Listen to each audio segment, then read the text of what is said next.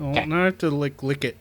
Oh, Christ. We can't open an episode with you sticking your fingers in your mouth. Yeah, you hate fucking audible mouth sounds. We're also in a global pandemic about putting fingers in your mouth. Yeah, I need this.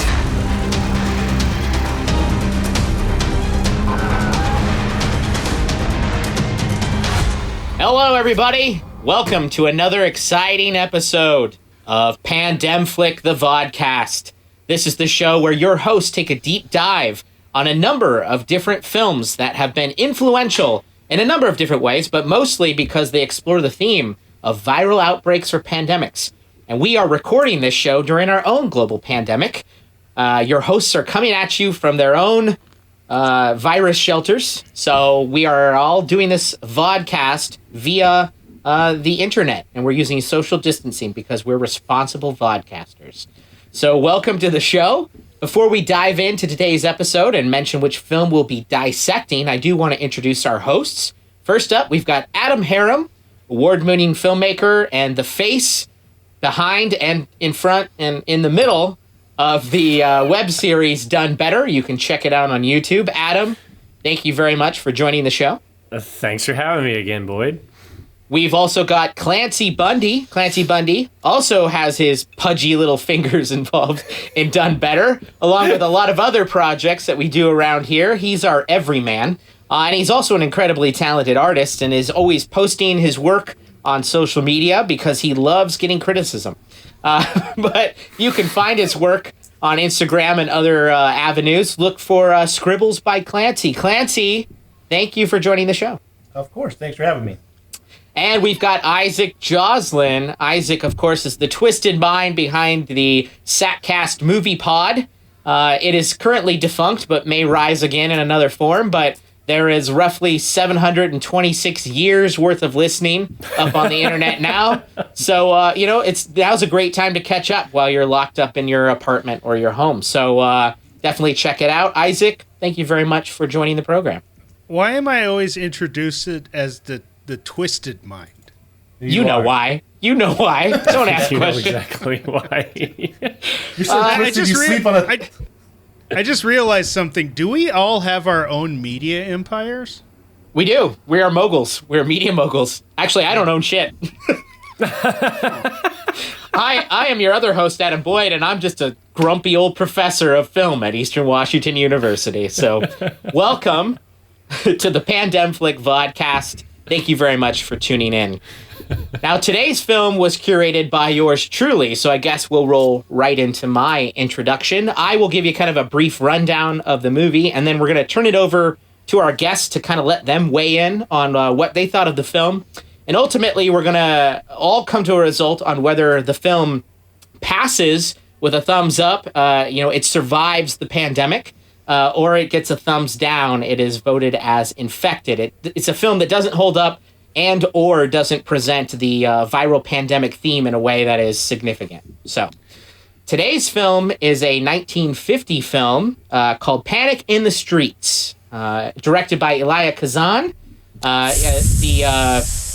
the director who is, you probably know some of his work. He was very influential in the 1950s. He did Streetcar Named Desire, On the Waterfront, East of Eden, so a well-known filmmaker. And this is typically categorized as a noir film, Panic in the Streets. But essentially, the plot of the film, it takes place in New Orleans.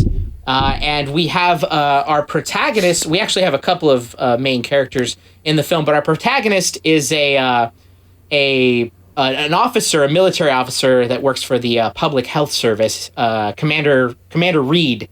And he ends up getting called in to investigate or look at a body of a homicide victim, to which he learns that the homicide victim was carrying Pneumonic Plague. Therefore, then Reed has to team up with a local police captain who is... his name escapes me. Does anyone remember his name? Nope. Bradford. Okay, well... Yeah, was it Bradford? I don't know. That sounds right. Pull that out of your ass. Anyway, he has to team up with a local police captain from New Orleans, and together they sort of work in sort of a mismatched pair, and it becomes a manhunt. What they're actually looking for is the individuals who might have known or been associated with this homicide victim, so they can track down basically anyone who came into contact with patient 0. And they basically, the film gives it a ticking clock. They have a certain amount of time before the local police department decides that they're going to release the information about this potential pandemic to the public. So there is kind of this ticking clock on they don't want there to be panic in the streets by letting the public know before they can hunt down these two who end up being sort of these two, I would say, amateur gangsters who are associated with this homicide victim. So, but more importantly, they're typhoid Marys. Yeah, they've been in contact with the individuals, so they are also carrying the pneumonic plague. So it's Tom Warren, by the way. Tom Warren is the cop. Tom Warren is the cop. Great. And so, thank you. Warren and Reed. There you go. Kind of just some fun facts, too, to get into the film. Jack Palance plays Blackie, one of the two goons who were associated with the homicide victim. They're actually responsible for his homicide. But this is actually his debut, his acting debut. Well, his feature film debut. Yeah. So, which is interesting as well. Kazan obviously had done quite a bit of notable work around this era and even beforehand. One thing that I find is interesting, and it was something that Kazan kind of came from the school. He helped found the Actors Studio. He worked with guys like Brando. Thank you. It's sort of like the method acting, so that was an element. Kazan was also an actor himself. But Kazan decided to cast quite a bit of non-actors or non-experienced actors in this film who were from New Orleans. So a lot of the minor speaking roles and even the extras are actually just New Orleans citizens in the film. So it has kind of this very raw or kind of unrehearsed element. They didn't to even it as know well. that the pneumonic plague was fake. They just told them Yeah, they this just is happening for they real. just let them. They were like, Kazan was like, I want real panic in the real fucking streets. And then after they almost called like you cut, they watch- were like punked. It's almost like you watch The Bicycle Thieves or something. Yeah. So I think that's interesting. One more little fun fact was that this film, like many of the era, got tied up quite a bit by the production office and the Hays Code at the time, the sort of government censorship. It went through actually two previous titles, which is interesting. The first title was supposed to be called Port of Entry, which again, there's a few other films out there with that same title. You can find them on Amazon and through Wish. But there is a theme in this film about immigration, because the patient 0 who does come into the story was an immigrant who recently arrived in the United Is States. he Armenian is what they say he is? Yeah, he's from Armenia, but he did arrive illegally. So Port of Entry was kind of the focus. It was kiboshed by the Hays Code for a number of reasons. They didn't want to call attention to immigration or something along those lines. It was then titled... How decent of them. Yeah, right? Yeah. It was then titled Outbreak, which is interesting because, of course, that became a very influential Outbreak film later, but then ultimately settled on Panic in the Streets. There are a few other sheets. And there are a few other hang-ups as well about like the violence portrayed in the film, although I think there are a couple of moments that slid by the production code office. My favorite thing about there's- 50s deaths by gunshot is that everyone reacts the same. They do this. Mm-hmm. And then it's that, and there's no blood or bullet holes, and then you're like, oh, he died. yeah, it's Well, the not the snap. fat guy. The fat guy got shot, and then he's like, "I'm fine. It's just a flesh wound." But he did the whole But thing. I that was like, "Oh, he fucking did." that goddamn dude that fell off the stairs. So that was intense. and that was one of the scenes that the production code office actually had a problem with. They asked to quote, this isn't verbatim, but they basically said, "Don't make it too violent." But it's pretty violent, and they actually got away with it. So, I mean, it struck me as particularly violent for the period. yeah, absolutely, definitely. Actually, this was an interesting period in noir film because it was that post-war period where America had been desensitized a little, so they Absolutely. were getting away with some shit. Like, Yeah, there is. what the fuck was that movie with Lee Marvin where he throws like scalding coffee into a woman's face? Oh, It's a Fritz Lang movie. Bonanza. yeah. No. Sure. But yeah, there was a lot of cultural shifts here, and actually the production office was loosening quite a bit. I mean, you see from the early 1950s into the early 1960s that films start to get away with a lot more. I mean, the whole genre of film noir is really in its essence pushing against the production code itself. So this definitely falls in line with that. But that's the setup for the film Panic in the Streets. I'm going to kick it over to my hosts, have them weigh in, and ultimately let me know if this is it survives or it's infected. We'll start with Adam Harum. Adam, tell me what you thought of the film, and then tell me how you think it portrays or deals with sort of the pandemic theme. Real quick, the movie I was talking about was The Big Heat. Okay, continue. Big Heat, yeah. Got Classic. Noted. It's a good ass movie. I love this movie. I had never heard of this at all, and it's one of those weird things where when you watch older films, because of the Hays Code, especially during that era, you just assume right away that they can't dive into like deeper themes or play with violence in that way or say something. And this is one of those movies that I would bring to someone who like is an idiot and does the old like, all black and white movies are dumb and old, and you're like, nah, like this is a really great example of doing interesting cinematography and an interesting story. And like I found the dialogue actually felt really realistic, even the people that you said were probably like actors of the time that just happened to be there and they just hired in New Orleans was really fascinating. The concept itself as a movie is pretty brilliant, just because it actually, you think it's going to go one way and then it turns into this cop dynamic thing that goes off on its own, which is really fun.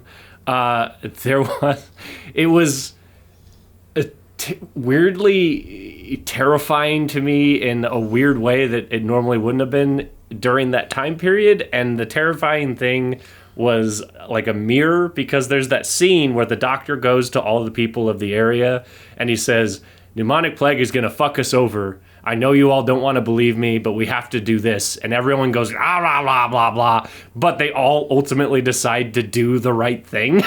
And that was terrifying to me, because that is not how it works anymore. Like literally everyone in that room was like, oh, I know, like you're a doctor, an expert, but this is going to fuck over a lot of people. Maybe we shouldn't listen to you. And he's like, what? You should listen to me. And they're like, all right, against my like discrepancies, we will do the thing that is good for everyone. And that was a weird thing to see, especially considering what we're dealing with now. Like they actually believed the scientist and his information and his facts, and that scared me. It is a hurdle for him at first. He has to convince the cop he's assigned to. But you're right. Every character does at least ultimately come around. Yeah, and even the cop, like, he still isn't really on the fence and doesn't really like doing what he does, but he still sacrifices his whole career to like try and do the right thing in his mind. Kind of. Yeah, I mean, he chooses to lock up the reporter, which is going to be ultimately end up on the front pages as him violating the First Amendment. But he chooses to do so at the time. He risks his entire career because he believes it's the right thing to do. So you're right. There's a lot of altruism in this film that is completely absent from the real world. Exactly. But it was, I was actually super riveted and thought I would just like play it in the background and maybe do other stuff, but I just fully focused on the movie and was pretty, blown away by some of how it handled some of the stuff, and then just the performances and some of the ideas, and like it's just refreshing to stumble across a movie that you actually like are interested in the characters and like what they're doing and have goals. And Jack Palance was fucking awesome, and the concept of them having a ticking clock and trying to hunt down the plague, people involved in the plague, but then them thinking it's because this immigrant had some sort of, like, why else would they be hunting him down, is a really cool way to build tension with that clock. Right. So, and then on top of that, the idea of the politics and the inner working of the pandemic was really well done. And, the symptoms and the rules established were pretty straightforward. So yeah, it definitely gets a thumbs up from me. I enjoyed it across the board and was very shocked and surprised by just how engaged I was by the movie. Cool. Did you have any specific thoughts on just the way that like the pneumonic plague itself is kind of played with, and does that kind of meet the muster for at least a sense of realism or anything like that? Yeah, I think the thing that did add to the realism was the fact that it's like there is a time period, and if we stop this before it spreads on or goes beyond, like we have to find all the people, as well as like thankfully we do have a way to get inoculated and take the vaccine so that we can help cure it and that kind of thing. It's the moment that the boat is found to be the actual source. It's the rats on the boat, not the immigrant. It's the rats on the boat that are causing the problem. It's like, we're going to lock this down. And so it kind of felt very real in the way that happened. But, you know, and then there's those little leeways of like, those people have been interacting with everyone everywhere. So it's at the end, they're like, mission accomplished. And you're like, as they're spreading everything in coffee grounds and running around. So there's a little bit of like, you just take it at face value. But overall, was this movie fucking terrifying to people in 1950? It was pretty scary and creepy now because we're actually going through something like it. But at the time, I'm curious how like terrified people were of this film. People were terrified of communists back then, as Kazan made sure to point out. He himself comes with controversy, but you're right, Adam. This film needed a final shot Fucking with snitch. This film needed. Go ahead, Adam.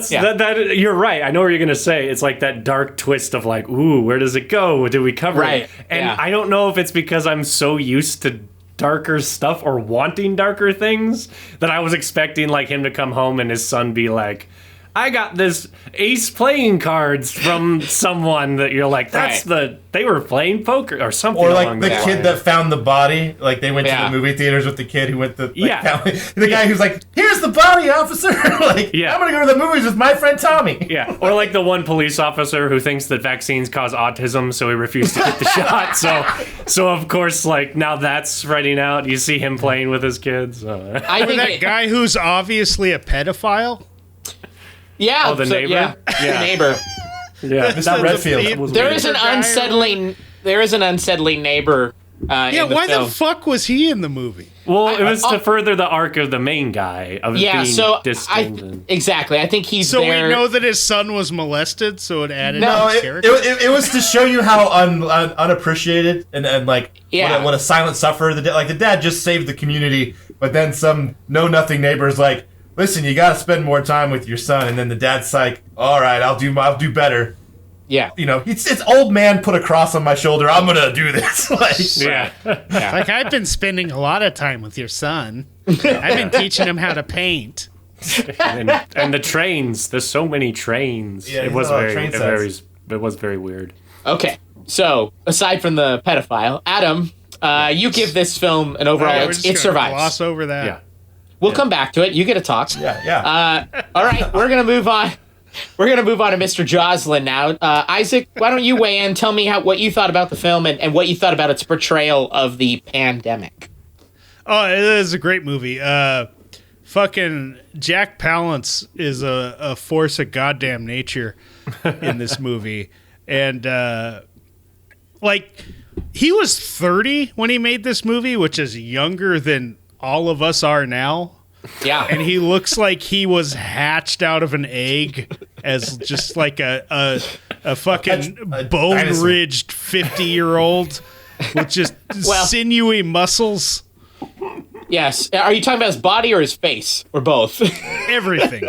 Fun fact, he did that stunt on the rope after his stuntman couldn't do it. Well, and it is. I should note that Jack Palance was one of the early people to actually receive reconstructive surgery of his face. He was actually a war veteran and crashed in an airplane and had absolute, really terrible damage done to his face. So before he even went into acting, he had reconstructive and plastic surgery on his face, which is what gave him such a distinctive look. I mean, he does look like his face was chiseled out of stone. Plastic. But, yeah.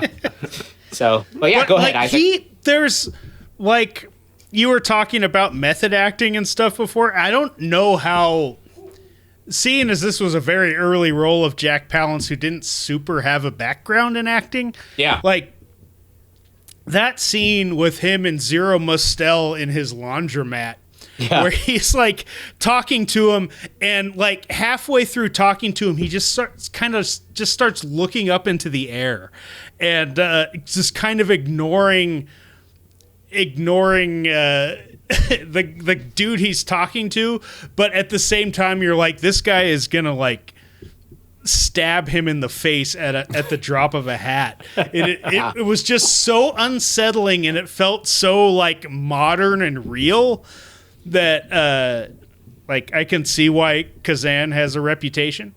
Yeah. I mean, that and having seen a bunch of his other movies. Yeah. I mean, there's a lot of uncomfortable silences that work incredibly well with Blackie. Especially with with Jack Palance there. According to the IMDb trivia, he would beat the shit out of Zero Mostel between takes to stay in character. I don't know how true that is. Yeah, but he seemed afraid of him the whole time. Oh yeah. But I mean, my one of my initial he hospitalized him, so yeah, it's documented. my introduction to Jack Palance was Shane, where he is just this looming, like, insanely dark presence. Yeah, you know, he is the man with the black hat. Like, he is the quintessential villain of a Western in that film. Yeah, pick up the gun. You saw him. He had a gun. And then, of course, later on, when he was his Tango and Cash days. Yeah. Tango and Cash, Cash and Tango. I knew it. I knew the moment I saw Jack Palance. I'm like, there's gonna be a moment where we all stop and we have to listen to Isaac's Jack Palance impression. When you were his finest performance, Cyborg 2 in 1994. Hold on, I was so nervous when you kicked this to Joslin, because I was like, he's going to talk about all the stuff I was going to talk about. But no, true Isaac Joslin fashion. He found one thing. Take his train 8 tracks over. He's like a dog. He's got Jack Palance by the throat, and he's going to throttle him for all his worth. Well, I would disagree with you, Isaac. I think his best performance is as Curly in City Slickers, so... You know, fuck you. As Curly's brother in City Slickers 2, The Legend of Curly's Gold. Honestly, his best performance is the reefer-smoking, be-ravened villain of Compañeros from the 1970s. Oh, okay. Okay. It's a sweet spaghetti western. In it, Jack Palance is this villain who has one eye, and he has this raven on his shoulder, and it turns out the raven on his shoulder pecked out his eye, but he also saved him because he was lashed to a stump or something, and it pecked the rope away, so he kept the raven that ate his eyeball. As we all should. Very underrated Sergio Leone score in that film. So, Vamos a matar compañeros, which translates to go and kill companions. Our Spaghetti Western vodcast is our next season. But for right now, Isaac, how do you feel the film did overall with just the pandemic theme, how it handled the pneumonic plague in the film? Oh, it was delightful. I mean, it's an actual disease. Right. So it's like, oh, okay, yeah, it's a real thing. And B, the production, though supposedly it never financially recovered from it, benefited greatly from its on-location shooting in Nolans, because like movies just didn't do that at the time for the most part. If you were a movie that shot on location somewhere, you were like a big ticket, like insane blockbuster movie, and like it just added that level of realism to the movie. Like when they're the final chase scene, like under the docks and shit, when that body falls off the stairs during that tenement chase, it just, you know, feels real. It's not what you're used to, which was, you know, 3 wall sets in the Warner Brothers lot with James Cagney tap dancing or whatever the fuck. So for you, Joslin, this film survives. It's a thumbs up. Oh yeah, but Elia Kazan himself can go fuck. Because he named names. He did name names. That's why Ed Harris didn't stand during his Lifetime Achievement Oscar. It was, yeah. Was that even necessary? He already won a couple of Oscars for directing. I mean, that just feels like they were asking for controversy there. But are the Oscars necessary? I mean, I would argue no. That's another vodcast, maybe. We just dissect the Oscars. We dissect the 80 years of Oscars or whatever we're at now. So, all right. We have a survival vote from Isaac. Let's go over to Clancy and find out how Mr. Bundy felt about the film. Clancy, tell me what you thought about the movie and how it handled the viral outbreak. It's fucking shit, and I'm really embarrassed you brought it to the table. I'm kidding. Someone mute Clancy's mic. Obviously, a recurring source of entertainment for the show is going to be me versus the rubric as far as how you assholes are judging things. But just so you know where I'm coming from, this movie is a perfect example. It's an entertaining movie, and it's an entertaining movie about a disease, a communicable disease. So this was perfect. It was, like I talked about in a previous episode, it's interesting seeing genres kind of form or bubble. Like, this is a buddy cop movie before I think buddy cop movies were really even a genre or its own thing. But right, it's fun seeing those dynamics underneath it. It's super fascinating to watch this movie now, and then you compare the different arguments that the various characters have throughout the film. Like, you're supposed to not like the media guy. The media guy is going to cause the panic in the streets. The media guy is going to cause the problems. But they take a second to say, yo, that lady might be alive if every doctor in the area knew what was getting passed around. But you kept it under wraps, and she's dead. And I think you're ultimately supposed to side with common sense and reason, but when you bring that into our context out here in the real world, you know, you could certainly empathize with a similar argument as far as like not panicking or not giving people reasons to worry, given how we react to fucking toilet paper. But it's the same thing we're criticizing China for. Like, they're covering up all of their discoveries. They're not telling us any of the information we need to know about how bad it truly is or how bad it truly was. So it doesn't offer any definitive answers to any of the questions or themes, and it's exactly what we're seeing now. So yeah, I think this is the perfect movie for what we're going through. I empathize with it greatly. Man, what else about it? Performances are great. I'm with Adam. Like, the conversations the guy had with his wife, like those felt like really real conversations. Like, yeah, I just really enjoyed this movie from top to bottom. Jack Palance, I gotta agree with Isaac, was fantastic. There's some things about it that are super interesting too. There's a xenophobia sort of underneath it. Oh yeah, definitely. At its core, it's a movie about like immigrants in our country coming in, bringing disease, and it's not comfortable. But that's what this movie's about, and I'm super glad like Adam confirmed it for me because I didn't put it together the first time, but like it's described as the rats that are bringing the disease in, but you see the industry's not willing to like take ownership or fix the problem or protect its people. There's just so many things that are happening right now that you see reflected in this movie. The shipping company doesn't want to deal with infected employees. You know, the police don't want to take the science seriously. The media can't know all the details they need to know to keep everyone safe because people might not react safely. Right. Yeah. I mean, communities are insular. Communities don't trust the cops at all. You know, they go to the lady's house like, hey, have you seen this guy? And then it takes her dying, which is another cool thing. Like, people, women dying. her dying was interesting because she's elderly. Everyone else had a bit of a timeline on their sickness. Right, yeah. But it's even like a real disease, it struck her very, very quickly. Yeah. So there's a lot of truth in this movie right now.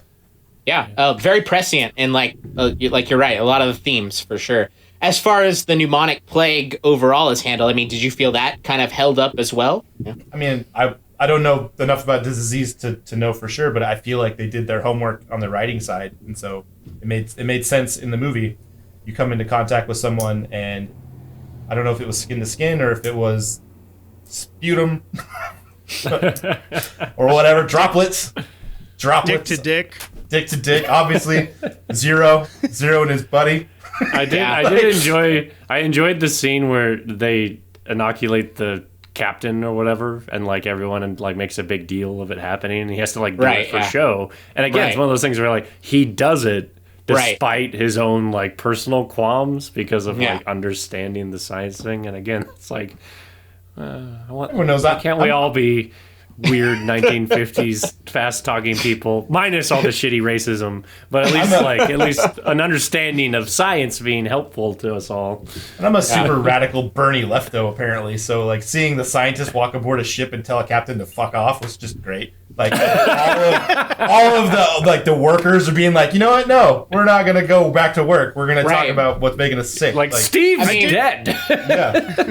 I did like how they were like, we're in international waters, and they were just on the dock. That was a strained credulity because international waters is a good 60 miles offshore. Yeah. I love, goddamn, at the end when Jack Palance is climbing the rope to try and get on the boat, and I love that the captain's just like, nah, he's not going there.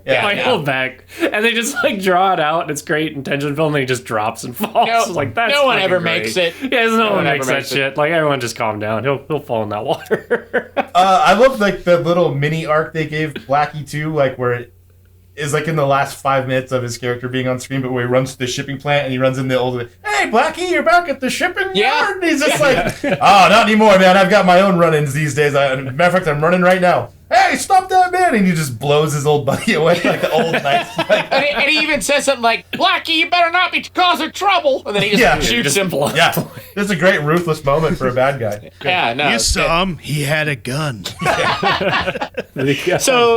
So Clancy, for you, this survives? Yep. Survives all around. Yep. All right. I love that shot in the opening, by the way. Like Isaac was saying, the on-location stuff was amazing, but there's that long take where he goes through the train and they're chasing down the guy at the beginning. Yeah. And the way he does the creepy, like he's like low and stalking the guy and keeping his distance and like tracking him down to then kill him and take his money back was super cool and really creepy, and I was shocked by that. But yeah, he's stalking the guy who has the virus originally to kill him, and he's got like this low crawl. I have a trope question real quick. Why do people gamble with gangsters if they never let you leave the table? Like, that's in every movie I've ever seen. They're just like... Because those people haven't seen these movies yet. They hadn't come out yet. They all come in, they all win, and then the guy, well, you can't leave until you lose. Like, why ever play against them? It's like... And his cousin was there, and he's like, hey, sorry, man, I know we're family and all, but well, they were going to kill each other. They brought that up. He's like, he was about to stab you or whatever. He's like, I'm glad you shot him. I'm glad you shot my cousin to death. Yeah. All right, so I'll weigh in kind of finally here. I obviously give this film a thumbs up, and I remember seeing this film. It was back in my film school days originally, and feeling like this film had a lot going for it early on, but it immediately came to my mind when we pitched the show, because I do remember so much of it being something that is incredibly relevant today. And I think you can watch the entire film and there's all these little vignettes of like moral or ideological arguments where I think to argue or to agree with Clancy, like it brings up the complexities, the moral complexities of the argument without never necessarily, it doesn't pull a centrist view. I mean, at the end of the day, it's like, no, we got to do the right thing and save everybody and make the hard sacrifices. But it at least acknowledges that they're hard sacrifices, that the characters acknowledge this is a hard choice and it's not an easy choice and it's one that comes with repercussions, but we choose to do it anyway. Mm-hmm. The scene where they do get on the boat and interrogate the ship captain is a notable one too, because again, you see the workers start to become aware, the sailors start to become aware of the risks, and they're ready for mutiny. Fun fact: the ship captain is an actor who also shows up in The Sweet Smell of Success, starring Tony Curtis and Burt Lancaster. One of my ultimate favorite films of all time. He plays a crooked cop in that movie, and he says Tony Curtis has an ice cream cone face which I thought is one of the best lines of dialogue ever constructed for Hollywood, and it's great. But yeah, there's all kinds of scenes like that in this film where even when the old woman ends up dying and her husband, who had lied to the police when they came interrogating, comes to the realization that his wife had died. There's these moments where there's this heavy moment. If you had just been honest with the police, you would have avoided this. But at the same time, we know their fear of why they weren't honest was also valid. Mm-hmm. Like there's all these. This is a very complex film. It for 1950. I mean, there's not there to say this lacks nuance would be blasphemy, and I think this film just really stands out for that. And I do agree. Like right now, if you guys are sitting in quarantine, go track down this film because you're going to watch it and go, Jesus Christ, that was half a century ago, and everything within it is completely pertinent to this day. Like Clancy brought up, the reporter comes off as this snoopy, sneaky guy, but they do make the moral argument at one point that he says, but I'm here to represent the people, the public. I have to let them know. And it's like, yeah, that is your job. But right now, we got to make that hard decision. So you're going in the clink, So it's just a really, really interesting film that I enjoy. It's got a lot going for it. It definitely falls into that noir category, which is one of my favorite genres. But at the same time, I think it's also very ahead of its time in a lot of what it presents too. So for me, this is a great film. It's got a lot going for it. So it survives for me.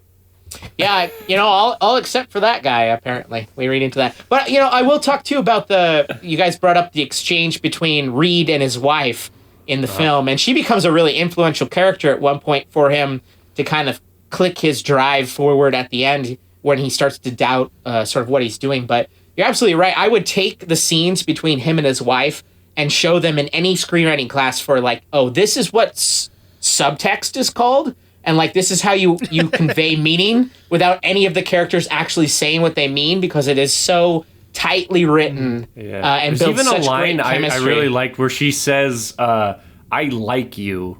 Like, that was really interesting to me when she, like, husband and wife, and she's like, I like you, so this is why I'm saying these things. And it was like that specific way of saying it, not I love you, honey. That's why this is like I like you. So it's weird. They had like the most healthy relationship 1950 had to offer. Yeah, absolutely. Like there's they like talked about shit that no one talked about back then. Yeah, they're talking about their financial issues that they've got, and it's not either of their faults. Like they bring up that both of them have issues, but he's like, all right, we're fucking broke, But at the end of the day, it's like he pushes back a little bit, but you're kind of like, you're watching, you're like, oh, she wears the pants of the family either way, because she calls the shots at the end of the day with the little kid. He gives him the quarter, and then she takes it away, and he's like, Mom took my quarter. He's like, oh, them's the breaks. She runs this ship, kid. Anyway, go hang out with the neighbor. So. But He'll I think probably give you some quarters. but overall, especially in looking at where we're at right now, this film really, I think, rings true to a lot of what we're experiencing. And this was shot, close to what, 70 years ago? 70. So it's 70 years. Yeah. It's three-quarters of a century, basically. Yeah, so that's pretty striking. So, yeah. So, if you have not seen Panic in the Streets yet, the 1950 film, I would definitely recommend that you seek it out. And fair warning, it's no Omega Man. Fair enough. That is yeah. But once you see it, let us know your thoughts. Comment on the video and let us know what you thought and what you thought about our take on the film. And of course, if you want to continue to follow along with this wonderful series we're doing here, do all those cool YouTube-y stuff like smashing that subscribe button and what else do you like? You heart it. Hit every button below the video. Should we tease the next episode? Do you want to do that? Is this that I kind of thing? I would love to do that. Do you have the list up? Because I have no idea what. I do. It's Black Death. It's Sean Black Bean. Death, starring Sean Bean. All right. Mm-hmm. Yeah, that's a different plague. Bubonic Plague. Yeah. That'll be a fun one. Bubonic Plague's kind of sexy, in terms of plague. You don't take out half of Europe. You don't hit the reset button on civilization. Most of Europe thought that many times to not get your own little. They were all, sexy. They were pushing those carts of dead bodies, going, "This is kind of ooh, this is sexy. But yeah, I like curves. Real women have boobo curves. Just as soon as those Mongols launched those bodies over that Polish castle, I was tumescent. All right, so you're gonna get stuff just like that on the next episode, so be sure to tune in. But right now, I do want to thank our hosts, Adam Harum, Clancy Bundy, and Isaac Joslin, for joining us today and dissecting this film. Thank you guys very much for taking time out of your day to do this. We will catch you on the next episode of PandemFlick, the Vodcast, so be sure to tune in. Until next time, stay safe, stay healthy, and stay alert. We'll see you soon. And we'll see you in hell.